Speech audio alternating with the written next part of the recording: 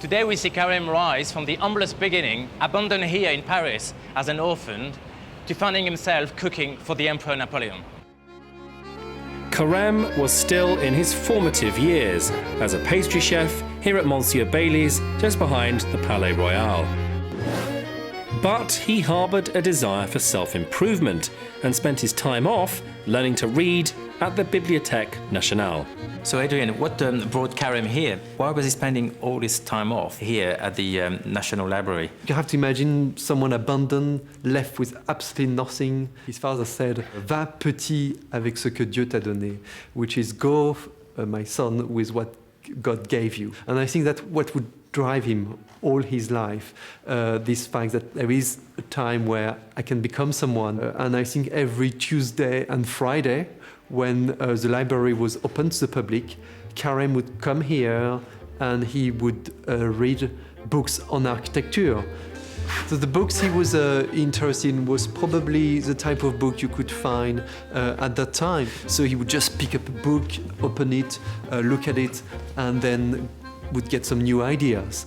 This is, my Bible. I mean, looking at that picture and this one, you can see the same style, and you can see obviously he got inspired by this book for his centerpiece, or Pièce montée. We could almost say a copy and paste. And he could draw, of course. He drew all his own design before he made them. Yeah, and so he said, well, I can't become really an architect, but what I can do, I can elevate the art of cooking somewhere else, and this would elevate my own status. Carême would have been more than pleased to see his own book sitting next to those guys. I think so. He'd probably be very honored. Carême's pièces montées became more and more adventurous, creating bigger and bolder constructions that became the talking point of Paris. The idea of a centerpiece, a construction decorated with petit fours for after dinner, hasn't really survived. But it is possible to create a simpler version using the modern favourite, the macaroon. Okay, for this one, I'm going to make a tower of macaroon. They are quite tricky to make, the macaroons, but I'm going to show you the best way to do it, and hopefully you're going to be able to do them at home. But it's not just going to be the macaroon, it's going to be a tower. A fantastic display will be a perfect centerpiece for any occasions. First of all, we're going to sieve our ground almond with our icing sugar together. When I came to this country 20 years ago, nobody knew what a macaroon was. The only customer who bought it actually bring them back to the shop complaining they were not cooked because they were chewy inside. And it's interesting to see that, 20 years later, you see macaroon everywhere. They are so fashionable. Once you have finished sifting, blend some egg whites and caster sugar and combine. Time to bring in color and flavor. For green macaroon, add pistachio extract. Oh, that lovely, strong smell of pistachios. It's almost like raw almond, very, really nice. Mix thoroughly and carefully by hand, and watch your mixture transform.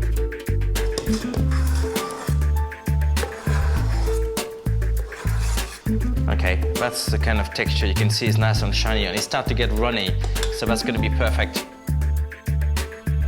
So the good thing about the macaroons is you can use that basic recipe and flavor it with anything else. I mean, you got any flavors from poppy to vanilla, coffee, raspberries here, that's even Earl Grey tea.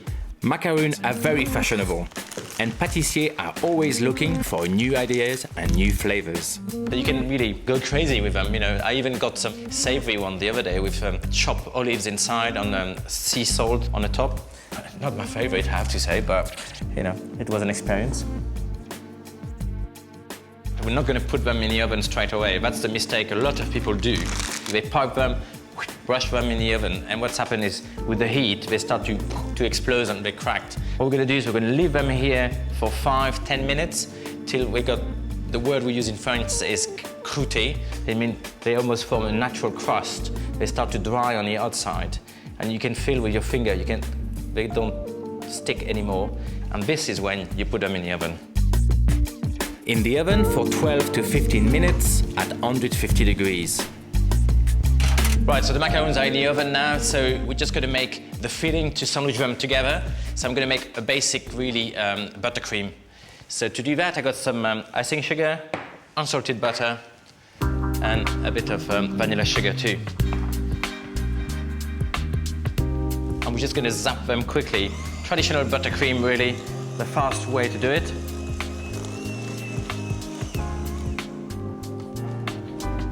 Okay, that's perfect. Okay, so the macaron is still doing well.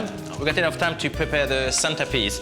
Silicone paper, and here I got quite a surprising shape. It's a cone, and it's made of polystyrene. And that's going to be the base for our centerpiece. So I got some melted white chocolate here, and I'm just going to brush it all over the cone.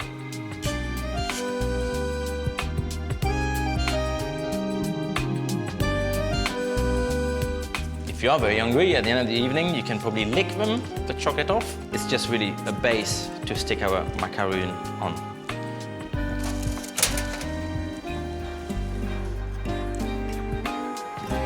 And of course, what I'm doing here is just one type of macaroon, but you will see when we put the final display all together, the sky is really the limit. Okay, now this is the time to have fun. We know the macaroons are finished, they are perfect, so it's time to put the centerpiece together. Dip the macaroon into the melted chocolate. Using a cooling spray of compressed air, freeze them into your centerpiece. Coordinate or mix up your colors. The effect is worth it. Here we are, a lot of effort, a lot of hard work, but look at this. An amazing centerpiece, my tower of macaroon.